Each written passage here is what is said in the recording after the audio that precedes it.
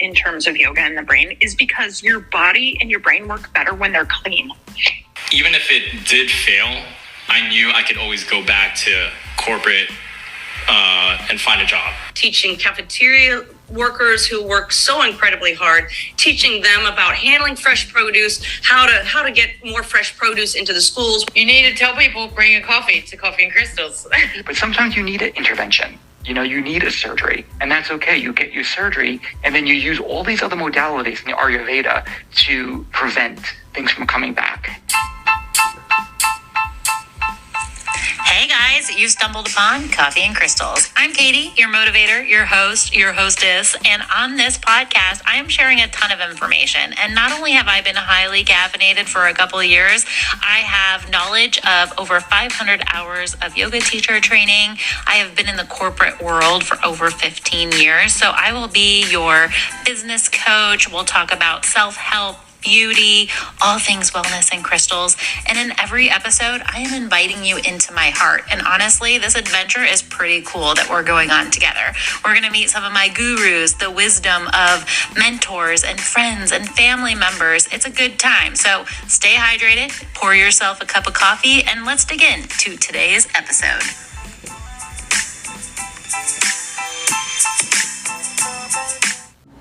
Hey guys, I wanted to check in with you guys and make sure that you are following Coffee and Crystals on the podcast platform that you are listening on today. By following the podcast, you not only will get updates about new show drops, you're also helping the podcast grow. I am self-marketing this show, so all this effort is really just going to be helpful to help me grow this community. I want to grow the community because I really want to be a light in others' lives. I want to reach new listeners so I can make an impact and a difference on how people are showing up for themselves, for others, and grow this community so we can just bring more light and awareness around yoga, mental health, self-development. So share the show, give me some feedback, comment on the show, share it to a friend if you think that somebody will benefit from this show. Make sure that they are also following the show so they get updates. Thank you so much. I appreciate y'all.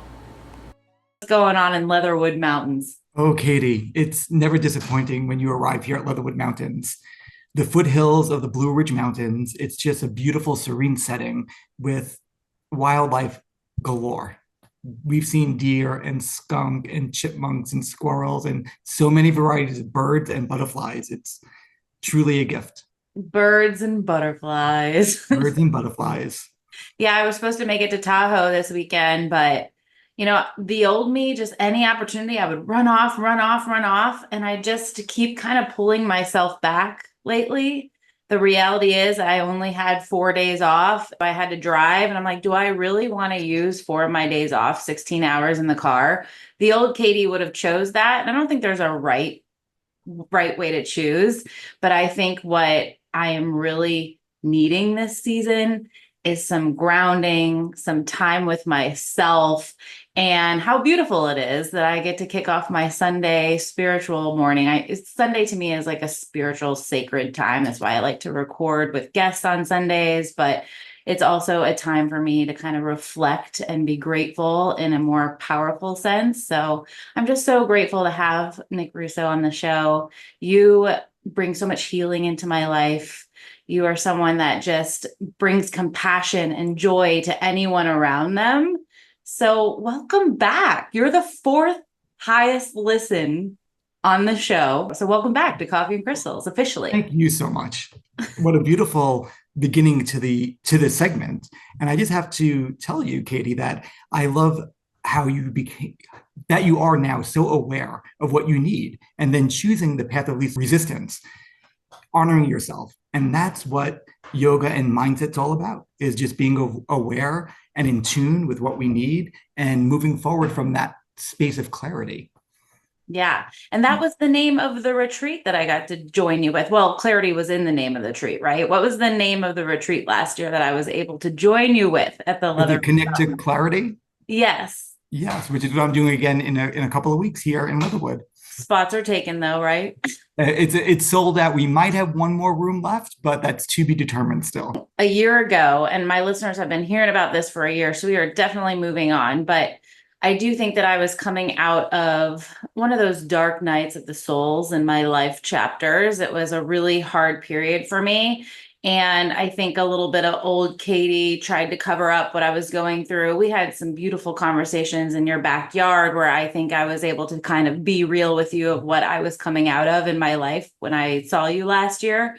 So I thought it was really obviously I needed to have you on the show this month as we celebrate International Yoga Month, but I didn't really start to line up just that really cool synchronicity of it all and how it really lined up to also a time of the year that I was with you. It lined up to a year ago where I was coming out of, I called it on the show, like Dukkha versus Sukha, and I was coming out of a very heavy Dukkha period of my life. But you and your family just, I almost felt like I ran into this cocoon of healing with you last year. So I think also what you kind of planted a seed is the ability to switch your mindset. So I would be sad one day and I would literally say to myself, what would Nick tell me to do? And I could just hear your soothing words like, I am joy. I am happy. And I think that's just a really cool tool that you brought to me last year. And that's in the clarity retreat is that we can literally change the power of how we are thinking. So we can, but I also wanted to say that we're always exactly where we're supposed to be, even when we're in what you're calling this dark moment. When we begin to look at that dark moment, where is it taking us and what I want, then we do have the power to change. And so we're never really on the wrong path, and we're always becoming something new. And that's the whole power of yoga. It's like that transformation. And so all we are doing now is transforming. And hopefully what I inspire my students to do is to transform on purpose, which just means like from your heart's desire, which is why gaining more clarity is so important. Okay, so that I can absolutely wrap my head around, but I know a lot of my listeners in the community here come to the show to get resources and inspiration of a little bit more detail on how to do that. So if someone was trying to connect with a little bit more clarity or felt like they were in a dukkha period and were trying to switch their mindset, what are some things that they can do like today after they stop listening to this show? So it's so important to remember that, words don't teach, which is why when I'm teaching, I create an experience so people could hopefully feel. And what I recommend all people to try and improve is to, one, accept where they are, and where you are is always okay, so that you could be in the present moment. A lot of times where our thoughts are taking control and we're grasping at our thoughts instead of leading from our heart's desire. So some things that we could do, it'd be individual for every person because we all have different things that feed our soul. So what is it that you're looking for in your life? Is it better communication? Is it a better career path? Is it a better relationship? And then you start thinking about the qualities of what you want and the direction you want to go. And I make lists all the time. Ooh, I like this, and this would be really nice, and that would be really nice. And then I look down sometimes like, oh, wait, I already have this, I already have that. And then, that appreciation and the gratitude. And when you let go of results, we call this letting go of resistance in the law of attraction, then you're allowing the art of allowing what it is you really want to begin to become your new reality. So it's looking at the things that please you and looking away from the things that don't please you in every circumstance. And it's a practice. It's not, it's progress, not perfection. So it does take time. You can't snap your fingers and all of a sudden you're this, positive person all the time. That would be unrealistic. Right. But the goal is to find a little bit more peace every day and letting that peace and love and acceptance grow and grow and grow until it becomes your true nature. And it takes time, especially when we come from past experiences, and we all do.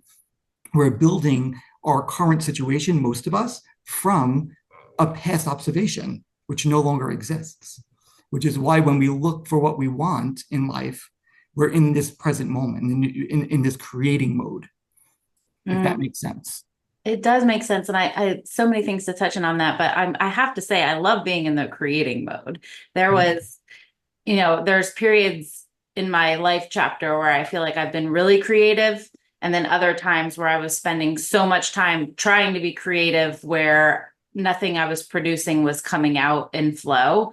But I know something that helped me when I was in those periods is realizing that that was the flow and that was the imbalance that I could focus on and work on. So if I was manifesting more creativity, but didn't feel like I was getting the episode I wanted or writing the chapter to my future book like I wanted, then I was like, well, I'm going to make a really creative meal today.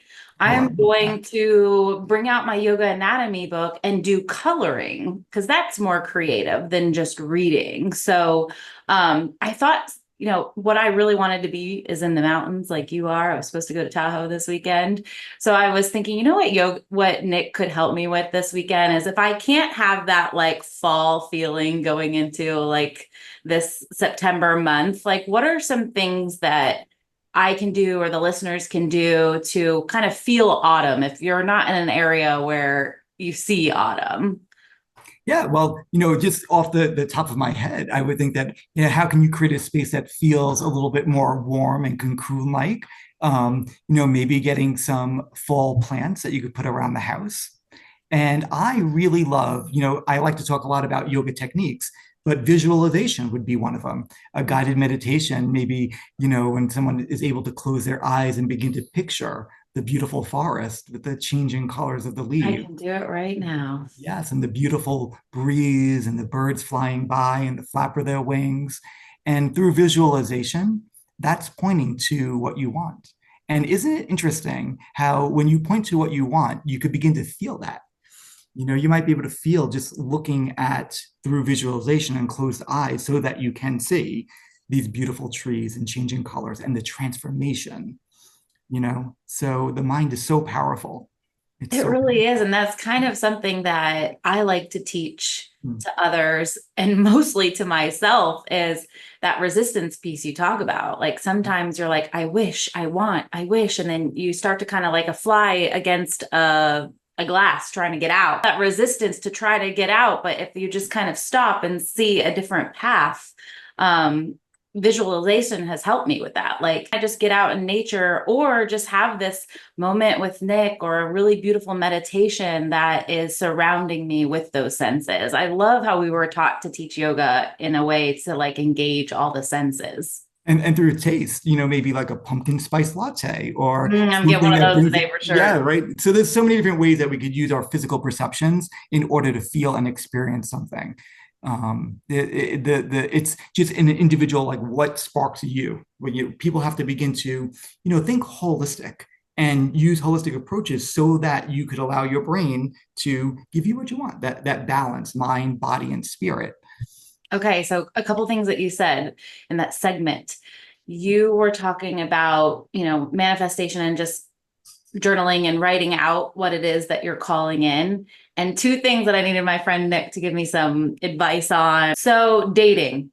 It's funny. I was listening to Kate Hudson. She was on a podcast. I love Kate Hudson. She's so adorable. I actually got to meet her twice when I worked for Fabletics, but she was, I think she was on Call Her Daddy. I'm not sure what show it was. But she was talking about in her past dating life, her therapist told her that she could not date for a full year because she was just a little boy crazy and was making kind of like really just like in the moment, not good decisions for herself. And I was like, okay, my therapist has never told me to stop dating, but I cut myself off. I don't think I made it a full year because I dated a couple people this last year, but I definitely just after my last relationship, I just noticed a lot of patterns in my life. And I didn't know if it was coming from childhood, but then I didn't want to pinpoint it to my childhood because it's like a plant. Obviously, everything's correlated where I grew up and what my environment looked like. But there were so many other things that I'm so sick of everyone blaming their childhood on how they show up. Well, the nice thing about taking that pause from, like in Kate Hudson's or your experience on your own of stepping away from the relationships for a while is so that you could take that deep dive back to find that clarity so that we could find the heart's desire and what it is that we do want.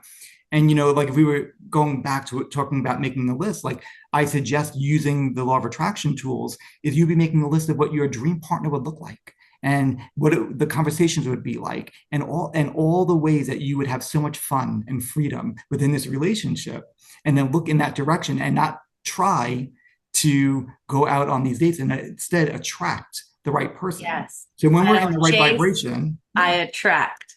That's right. Attract and allow. And you have used the word a few times already this segment, trying. And I'm a big believer that a lot of people are trying to do a lot of things, sometimes too many. And it's allowing. Guilty. Yeah. And most of us are, myself included, like we're just human. And so the thing is to become aware of the patterns and what we're creating. So we could create negative thoughts and patterns or positive ones.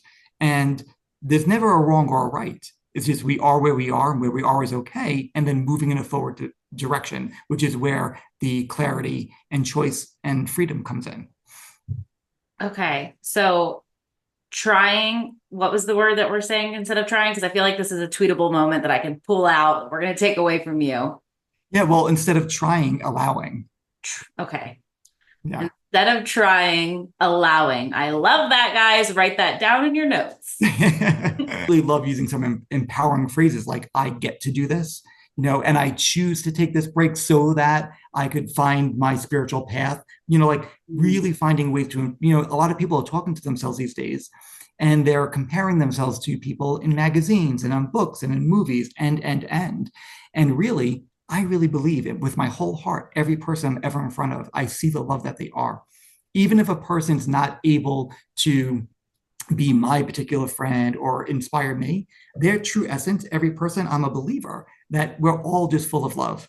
And we're living our lives not on purpose, but from past observations and beliefs become our patterns. So I always inspire my students to have an open mind so that they're not limiting themselves, because when you limit yourself, it's a lack of mentality. And what we want is an abundance mentality, and not just for money and monetary reasons, but for good health and flexibility and mobility and the abundance of being, doing, and having whatever it is that we want, because we do have that power. Okay. So that was on my notes to talk to you about. That past year, lots of focus in my brain around financial wellness and just to get myself set up for success into a place that I felt comfortable, debt-free. I don't use credit cards anymore. Not to say to my listeners that I won't use credit cards. I don't think that they're like a horrible thing. You get points. I get all that, but I had gotten to a place where it wasn't healthy for me. So anything like cash is king. If I don't have cash for it, I don't buy it.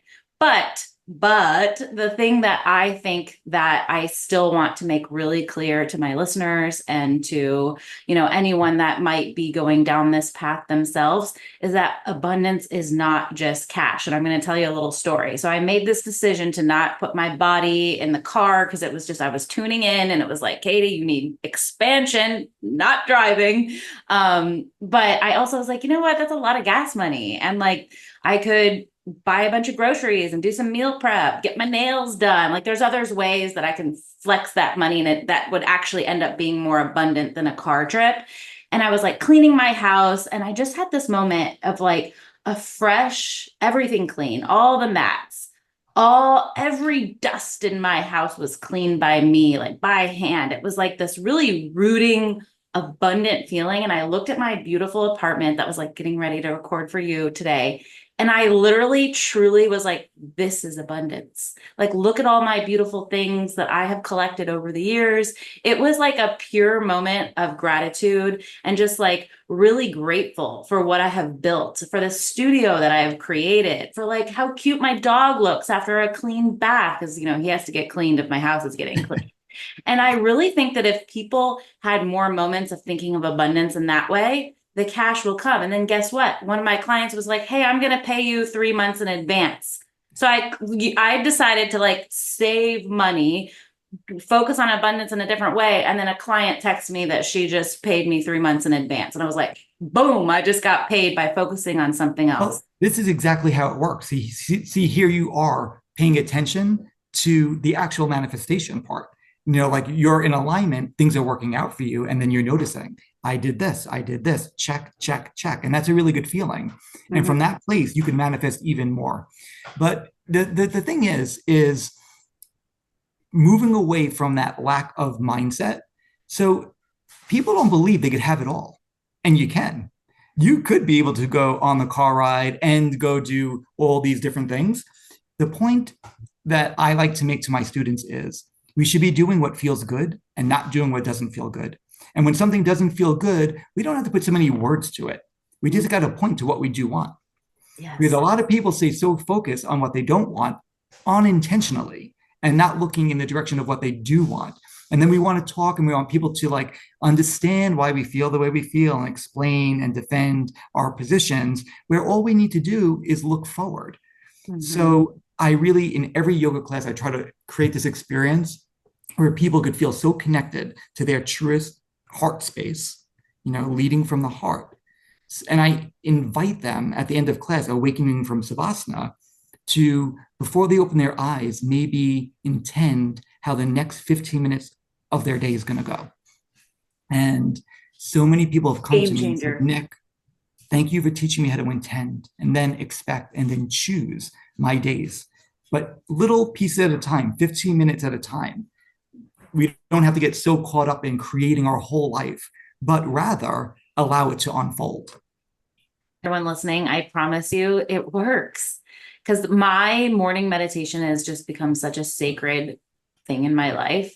And it's almost like my own MD to myself. Like if my day kind of gets a little too unaligned, I almost just have like a little like laughter moment because I'm like, well, I skipped my meditation. So like, that's why. And it really, for me, is that easy to connect the dots. When I don't give myself that mindful time and decide how my day is going to be, then my day decides for me by unconscious thought. And it's like, I'm reminded time and time again, but sometimes I'll get up for my meditation. My dog is a little bit of a savage. So if I don't put up the trash when I leave, he will wreck my world. There will be like raw meat on my couch. Like he is a savage. So like, fun story, just two days ago, I had like done a bunch of like, I made a soup, a little turkey, like veggie soup, and the trash was filled. And I went to go change my laundry after my meditation. And then what did I come back to? A bunch of like peppers and like everything all over my clean couch.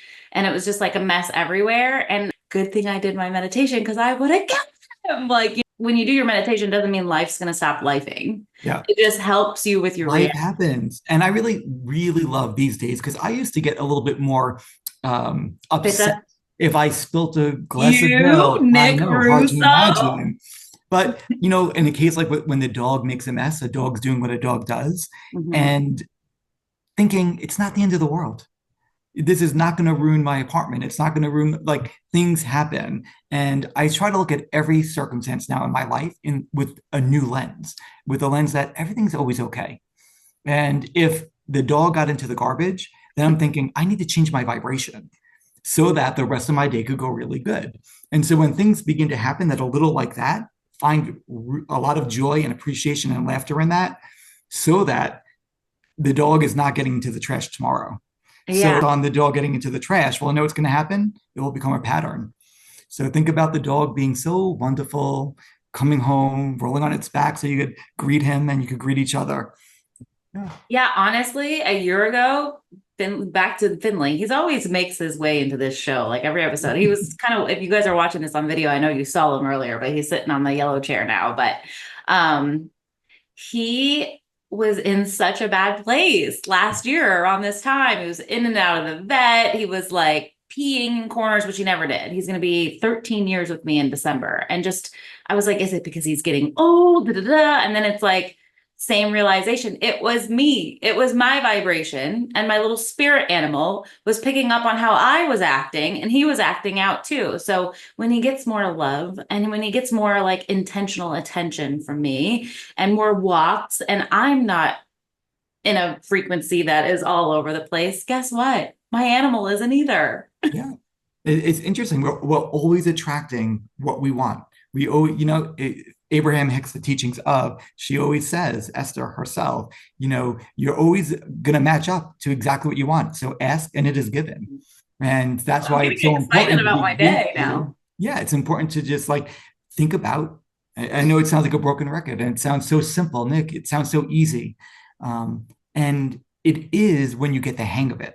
But it's having the patience while you develop this new verbiage, this new way of living life, and realizing, wow, I'm that powerful. And I just love inspiring my students to feel their power. Because when you do, when you tune in to your deepest heart desires, to your power, to your knowing, to your clarity, life is amazing. And talk about expansion. It expands in ways that you'll never, ever have expected. You never would have expected. Even this morning, I said, when I woke up, I said, universe, do something today that will surprise and delight me. And here I am with you.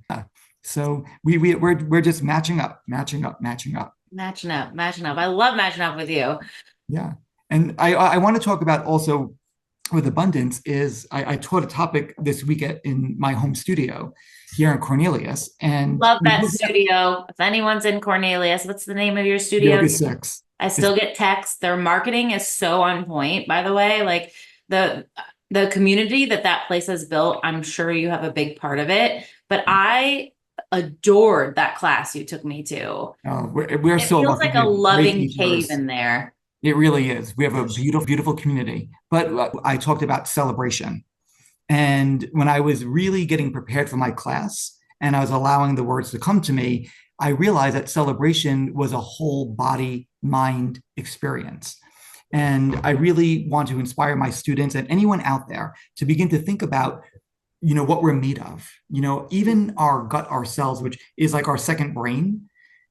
I've been saying to myself lately, like as I'm eating, like my esophagus, my stomach, my small intestine, large intestine, colon, like really beginning to tune into what's going on internally and feeling the nature and the cells and the beauty of my body and how it works and how well-being is abundant within me. And when I invite my students to go through these somatic experiences during my classes, they are so physically focused on the sensations in their body, they become so grounded. And at the end of class, I always like, oh, I had this aha moment. I'm like, well, that's no surprise because here you are in your body, in your beautiful, abundant body working so well for you.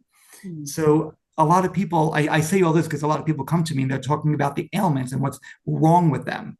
And I was sitting in your backyard asking all those questions last year.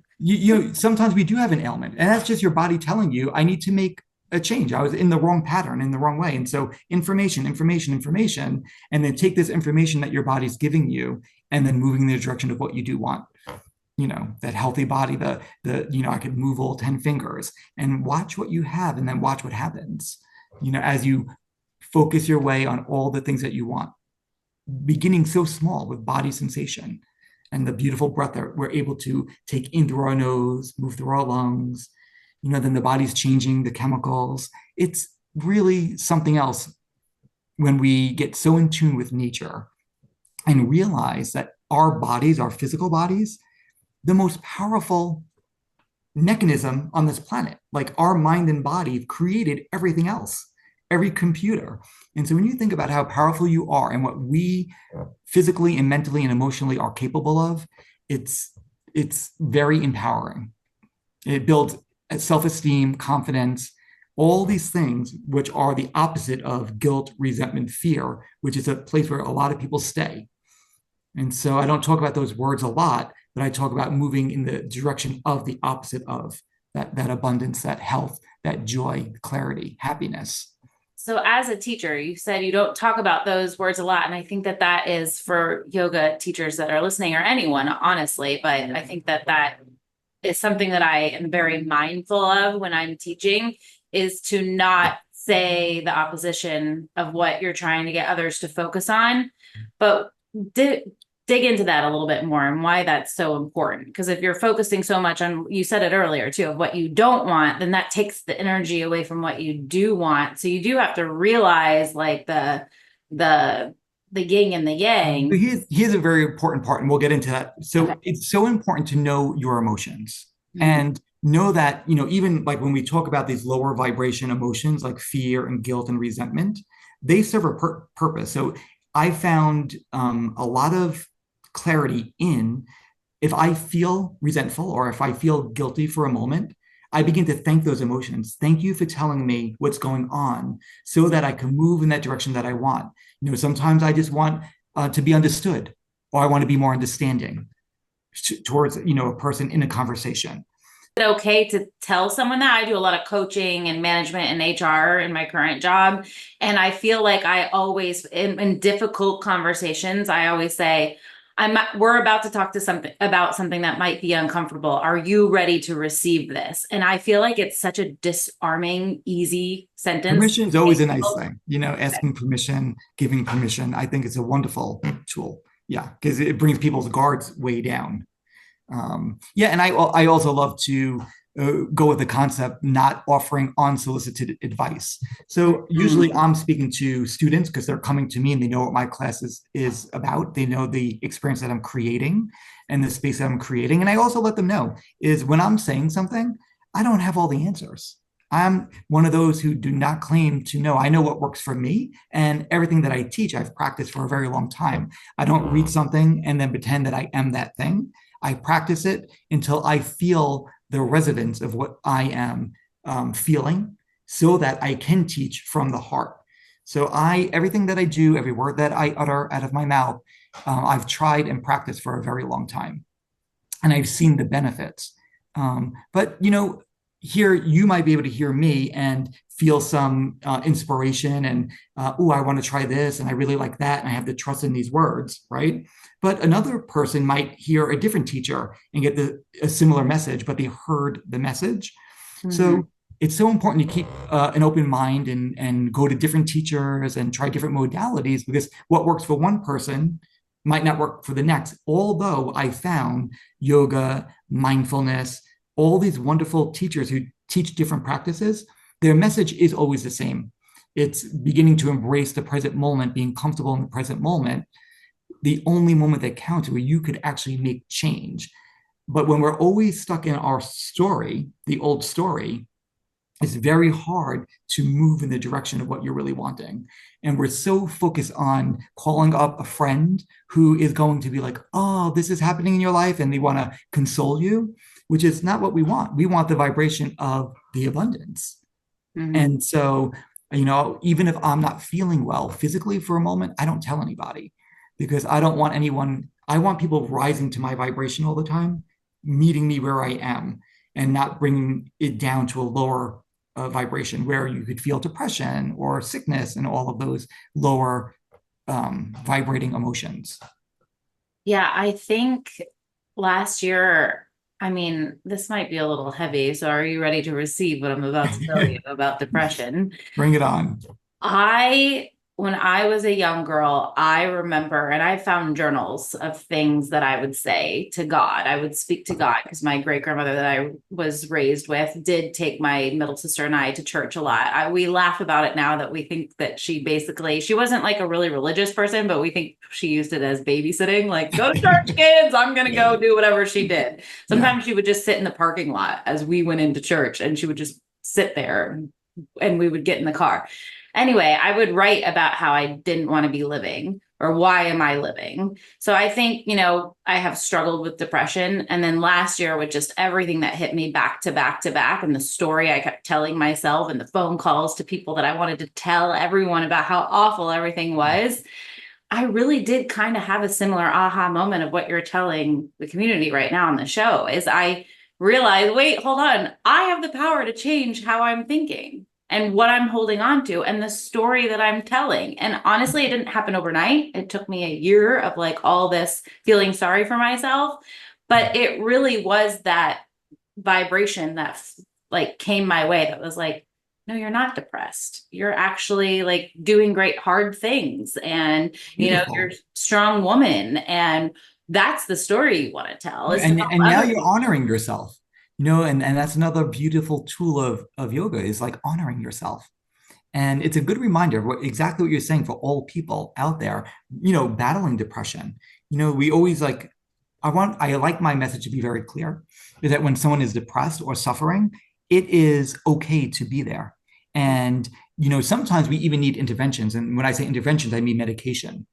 But the purpose of what I teach almost got medication last year, but didn't end Sometimes up doing it. you need a little help. Always follow your doctors and physicians' information and guidance and directions. I am not a doctor, but what I do believe is even if you need that intervention, when you begin to practice mindfulness, when you begin to honor yourself and tell a different story, then you might not be on this medication for a long period of time.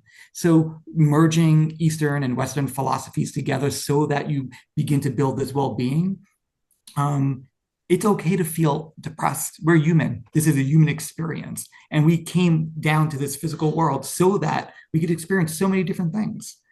Like when we begin to, even a lot of people talk about relationships and we had a breakup, and they feel like they broke up and now they're broken, but no one's ever broken. That breakup was because you're moving in a new direction and you're moving towards what it is that you really want, even though you don't feel it in that moment. But when you begin to think in those terms, these things that happen, the breakups or the loss of a friendship sometimes, it doesn't feel so devastating anymore because you know that you're on your path to something much better. So that's what when I'm talking about non-attachment or taking the path of least resistance, that's what I'm talking about. Is things in life are going to happen, and either we're going to push against it or learn that this happened. It sounds cliche. This happened for a reason, but it always does. And the reason is to lead you to the next great thing. Yes.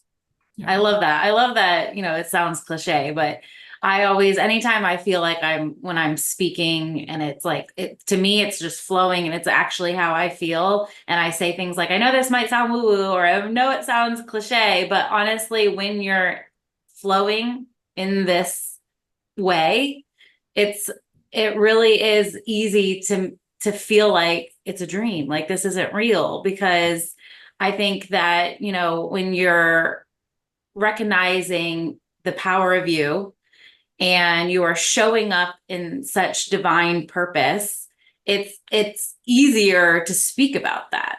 So I know you actually have a retreat coming up about the power of you.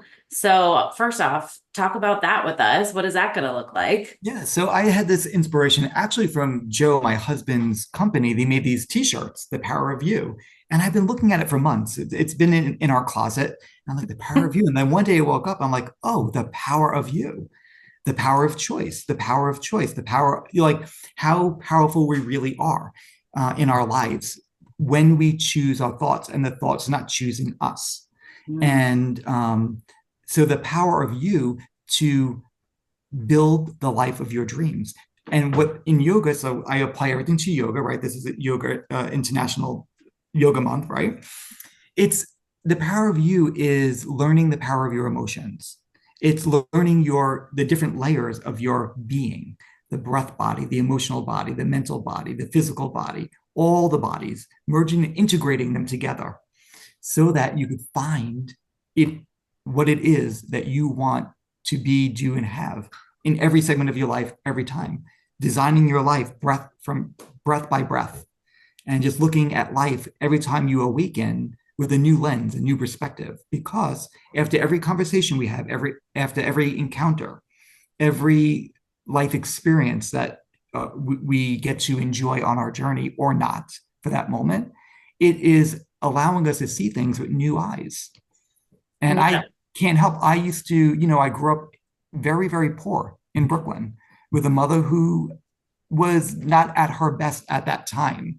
And I don't regret a moment of my life. I used to be so angry.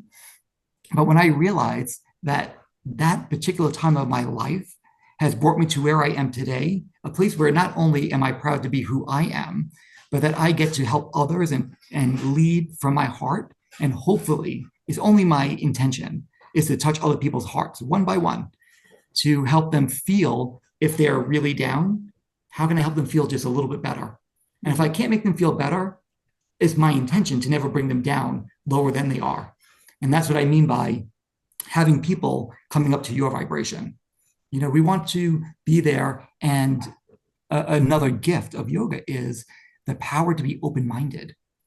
And I've been teaching a lot in my classes that, especially, and I don't want to talk politics, but in the climate that we're in, everyone wants to feel so right all the time. But in that rightness, it doesn't solve any issues or problems. It makes separation. And so it's really the power of allowing other people to be who they are and seeing that doesn't mean to add no confusion, to be very clear. It doesn't mean that you have to be everyone's friend. It's sometimes people move into your life and then they move out of your life. And I used to like be, if someone moves out of my life, it's forever. And I don't think in those terms anymore. Now I think, well, for right now, we're not trending together. We're not vibrating together. But maybe one day we will. And that's the abundance. Yes. For me, I don't like to keep things black and white anymore. I like to say, let's live in color. Okay. And so the whole thing is when we're not so right, then other people have the opportunity to express themselves to you without feeling so attacked, right? Because we don't have all the answers. I use this analogy in my classroom sometimes. If you have an ailment and you go to the doctor's like, this is it, but it's a serious thing going on. I want a doctor who's going to collaborate. But if they're so right, I know I need to run in the other direction because I want a doctor who's open-minded to other doctors' information and ideas. And because I believe collaboration could be a very powerful thing, very powerful. But you need to collaborate with people who are also trending in the direction of what you're wanting, which is, for me, more positivity and abundance mindset, which means there's enough for everybody. I'm never afraid that my classes aren't going to be full because there's a class before me, where I know there's many teachers who having a lot of people in their class is very important. Yeah. The important thing is that we're teaching from our heart and hopefully touching one person at a time to make their life a little bit better. I love that. And there's so many areas in life that you can think of that. And especially we're kind of pivoting to having really good business and entrepreneur conversations on Coffee and Crystals in the last episodes with my guests. But honestly, in business, I think that's an important thing as well. Like I was listening to another podcast because I'm always listening to podcasts for research, for inspiration.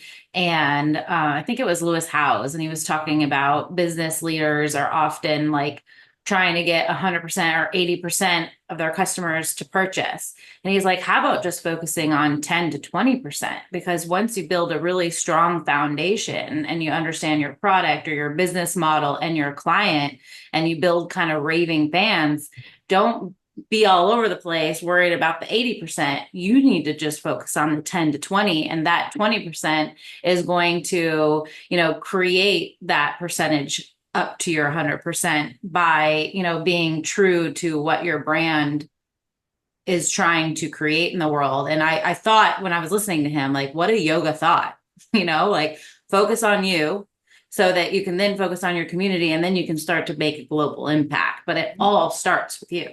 Yeah, well, I believe that, corporations, and I think there's a shift happening, but I believe that corporations, if they want to build a good culture, they have to begin by appreciating their staff. And when they appreciate them, they're also listening to them. A lot of times corporations are telling everyone what to do and not allowing people to be creative. And there has to be like a little bit of both. There has to be creativity and there has to be structure of a company, of course. But it's also my belief, and I can only speak from corporations that I know. I don't believe that they have an abundance mindset. I think that they're trying to build something so great, and just in the trying, it's the problem.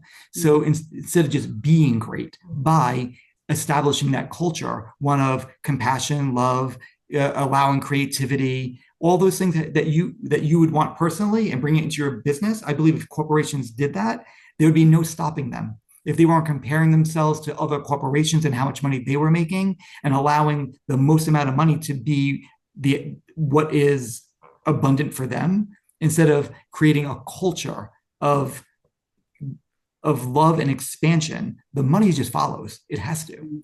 So when your staff and employees, when they feel empowered and confident and their self-esteem is really high, they're going to perform. It's as simple as that. But when they're being told what to do and stifled, it's kind of like what parents sometimes unintentionally do to children. Do this so I'm comfortable. Do this so I look like a good parent. I allow my children to be themselves all the time, because I don't want to stifle them. I don't want to dim their lights. And I believe that it's very similar in a corporate environment. But I am hopeful that there's a shift. I see it happening. And I hope to be part of that shift. Yeah, I definitely feel like I'm in the trenches, Nick, on that. Something that I definitely stand by is I used to call myself on LinkedIn the culture ninja. But then I have so many other skills that I kind of changed that. But something that I always believe is like when people are like the culture, the culture, the culture, I just was like, wait, hold on, stop with that. Like we are the culture. Like how we show up for each other internally is exactly how our customers are going to treat us. And, sometimes when, I'm usually in roles that support the field, but, very much on the team that is making decisions. And that's been something that I feel like I've always kind of had to be a champion for is, yes, I know that's what high level you're seeing from the numbers. And this is, from that 10-minute transaction with that person, but like truly there is other layers that we're not looking at. And I think sometimes when we just have the conversation and meet people where they are and, go into every business interaction knowing that it's a human behind the email and that if you're going with, trust as a leader and in business, there's just so much micromanagement happening out there. And what I've noticed is it's so much like email and chat conversation, but there's something more too. It's a lot of corporations or even people how they run their lives. So you think of a mission statement, right? But words are just words. And when you're dealing with creating your life and coming to terms with our vibrational beings and everything's a frequency, words are only words, and we're going for the emotion. So like leaders leading their company or even just leading a team need to feel what they are trying to get across. So if their words are one thing and their feelings another, that's where they're vibrating with their teams. yeah. So we have to get to the power of you, the emotion, the feeling of all the time. Because a lot of times we say one thing, but we're doing something else, or we feel something else inside. So what I try to inspire people is begin to, as you find more clarity in your life, you're going to be tuning into more intuition and you're listening to your body, the cues, cliche again, oh, I feel that in the pit of my stomach. Oh, my heart just sunk, right? We have all these ways and all these cliche sayings, but they came from a place of vibration and they came from a place of now we have to, we live in this fast paced world and many people forgot how they feel. But when you begin to pay attention to your beautiful body and how it works and all the ways that it's talking to you, and then you begin to listen to yourself because now you built more trust by thinking about more positive things. And then you feel the sense that I could be you and have whatever I want, and I truly can. Mm-hmm.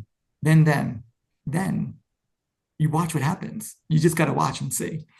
It's like, just watch the movie unfold. Just watch it unfold. It's going to be great.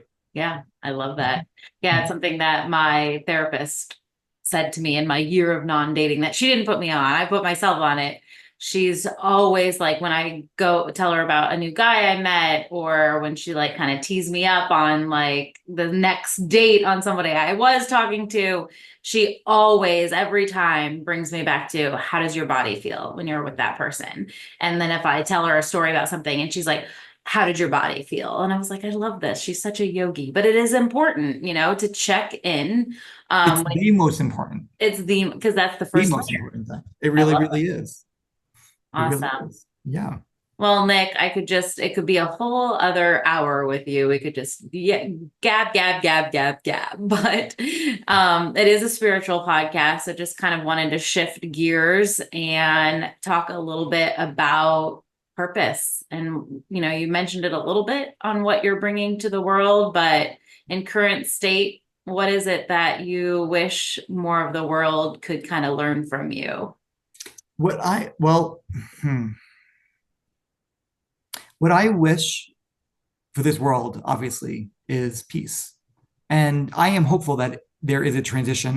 In fact, I'm certain that there is a shift happening in the direction of caring, empathy, care, and love, and building a beautiful community where we're here to support one another and not be against one another all the time, allowing the rightness to subside and just see each other for who we are so that we all could feel accepted. We could all feel powerful and know that in our hearts, that there is enough for everyone. There is no lack in this world. There's no lack of water or food or air or anything else. It's an old belief. And old beliefs are thoughts. And we could choose in a new direction, in the direction of positivity, and that everything is working out for you. And everything is always working out for you, for each and every one of us, no exceptions. I have to say, I'm so excited for the back half of my Sunday after starting it with you. Well, this has been so much fun. I love you so very much. And I your love you smile is just too. infectious. You fill me up too. Right back at you. We're going to get some plans on the calendar in real life. Yes, for sure. Before we end, is there anything that you wanted to kind of speak about that you weren't able to, or any question for me? Let me see. I have some notes over here. Here's how I would like to end this podcast with just this. Ignite passion within yourself. And if you don't know what your passion is today, be light about it. Just begin to tune in, tap in, and turn on to your breath, settling into the moment. And the purpose of finding this kind of clarity that I'm talking about, this deep passion, this insight, is so that you feel more vitality in your life. And vitality feels like excitement, and it feels like fun, and I'm ready to do this, and all those fun, empowering emotions. And when you feel it more and more and more, you're going to want it more and more and more. And then it's my hope, when you feel it and you're enjoying it and you're experiencing it, that you just share that light, even if it's just a smile or a beautiful word with somebody, just a way to make someone's day a little bit better, letting them go in front of you in the car or paying for someone's small grocery bill. Just touch people's lives in ways that they would never imagine, and then watch your life unfold beautifully. Beautiful. Like my coffee mug on this. Be kind. Be kind. That's what it's all about, to yourself and to others. I love it. Yeah. All right, everyone. Nick Russo, thank you so much for tuning in. I will have all the information to connect more with Nick in the show notes. Please make sure that you share this episode, comment. If you're not following the show, get your little platform out and make sure you follow the show, because that just supports me, the show's growth, get more guests like Nick on so we can really just have more mindful, beautiful conversations here on Coffee and Crystals. Thank you so much. Happy Sunday. Thank you. Happy Sunday.